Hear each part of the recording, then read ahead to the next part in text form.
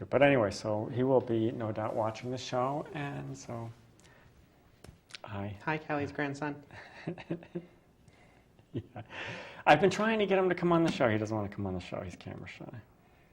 But he's a sweetheart, and he watches our show, which is so cool. He could be watching all sorts of things, but he's watching our show. So anyway, I hope he's feeling better. But we will see him. We will see him Saturday. That's true. Yep. And I also had an experience this past week. I'll say hello to my coworkers if they're watching again. I had coworkers come up to me and tell me they saw me on the TV. Can I have your autograph? Go away. But we charge for autographs. Are you kidding? I'm kidding. That's a joke. Nobody's asked me for an autograph. I have been recognized a few times, mostly in Walmart, which is odd. But hey, you know what? Take it where you can get it. Because everybody goes to Walmart. Everybody does. It's kind of like the new Sunday after church. Yeah, it's kind of scary, but we go in there occasionally. I go in there to pick up sometimes essentials if I need something. I'll go in there. Selective shopping. Yeah, but you know, I call it something else, but anyway. So yeah, I've been recognized, and we've been recognized other places too. Yeah. Okay. We got recognized at a restaurant. I got recognized by one of the girls that work on the lunch trucks at work. That's funny. Yeah. So see, there's actually one or two people watching the show, right? You know. Yeah, we might have to revise our number of 12 viewers. Yeah. Could be. But anyway, so beautiful day. I've been out there playing in the garden, battling moles. The moles keep coming into the garden and killing my plants. I'm not happy. And sometimes I see them and I'm out there with my spading fork stabbing the ground. I can't get them. But Oh, well, we can fix that. We just have to poison the ground. I don't want to do that. I don't want to do that. And moles are the most adorable little things. They're just right after rats and ferrets and chinchillas. Yeah, pretty much. No, they are adorable. Moles are absolutely adorable, but they're so destructive. They keep coming into the garden and chewing up the roots on my plants and killing things. I'm not happy. Well, I'm sure if you sit them down and have a frank conversation, they'll be happy to look for food elsewhere. Yeah. Could have a little conversation like Bill Murray did with them. Plastique squirrel. Yeah, that didn't work either, did it? That was a gopher, anyway. Well, they have similar habits. Yeah, but anyway, so been out there trying to plant. I did find a dead gopher once out front. You did? Yeah. It was just laying in the grass. Either my dog or one of the neighbor's cats must have gotten it. Yeah. It was dead and unchewed. Oh. So. Well, okay. Anyway, so been out there working on that, trying to get some stuff done. It's getting very, very warm. Mm-hmm. And I actually walked down today. How did you? I walked down to the river today just to see what the river was actually. I wasn't sure. I figured that it's a shallow river coming off of a shallow lake. I figured the water can't be too cold. And it's actually not. It's fairly warm. So. And it's moving at a pretty good clip, too. Yeah. Good. So I was hoping it wouldn't be ice cold water. It's not. It's actually fairly warm.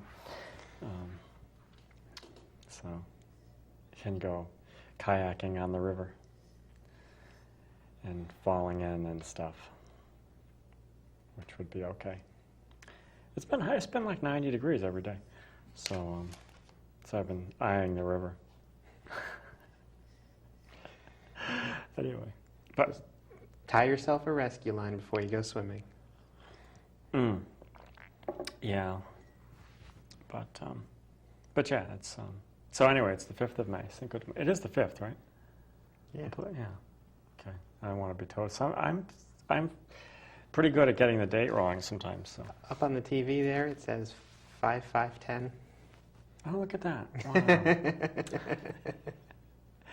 You know, I can't see much. My eyesight's not that great. So, but Unless the boys in back got it wrong, it's the 5th of May. yeah. So anyway, Cinco de Mayo. So anyway, you had pulled up something that you were wanted to talk about. Oh, I was looking through the news and found this on theadvocate.com, which really kind of threw my head into a spin because it seems like it's backwards from what I would have expected. But Okay. But there's a lot of details missing from the story. I'll start by saying that. This is, by Advocate.com editors, a trans woman weds her girlfriend in Texas. Okay. Texas being one of those states that I believe passed a law that says that marriage is only between a man and a woman, because we've had same-sex couples who were married in Massachusetts living in Texas unable to get a divorce Right. because right, Texas doesn't recognize their marriage, so they can't annul the marriage. So this is a trans woman, was born male, and her longtime girlfriend were legally married Monday in San Antonio after previously being denied a marriage license in El Paso, prompting the court attorney to ask Texas Attorney General for clarification on the state's marriage law.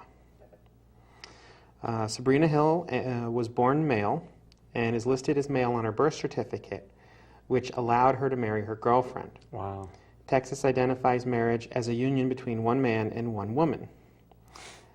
Hill was born male and at age 28 had a medical exam, found out that Hill had ovaries. Wow. So this is likely some intersex condition, or Likely some intersexed individual. yeah. So Hill had a sex change operation. So, had ovaries but had something that resembled male genitalia. So that she legally became Sabrina Hill in 1991.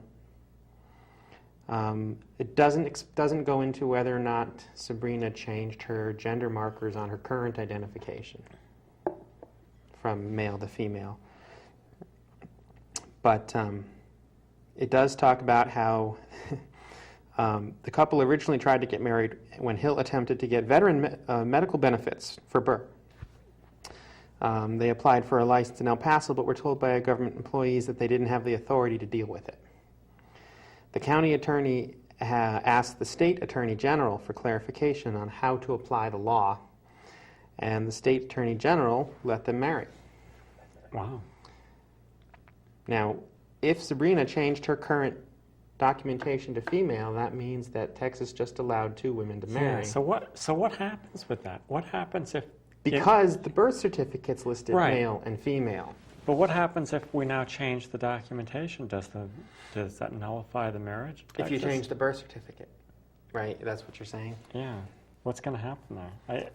It's an interesting thing, and this isn't the first time we've actually talked about this No. possibility, but And certainly for a trans person, whether or not you change your birth certificate's name and gender is a very personal decision, and Yes. we know a lot of people that go either way on it. There are some people that feel that the birth certificate needs to reflect who they really are today, and there are some people that feel that the birth certificate is a point-in-time document that represents your identity as it was at birth. right, and that's which is certainly a very good and valid point, and personally, from myself, in the state of Connecticut, we can, and this sort of. There's differences town by town with this, and wherever you were born, and how it's applied. Yeah, but you can legally, with some small degree of difficulty. I don't think it's hugely difficult, but you can in the state of Connecticut change your birth certificate. I have not done that. It's something I sort of have mixed feelings about.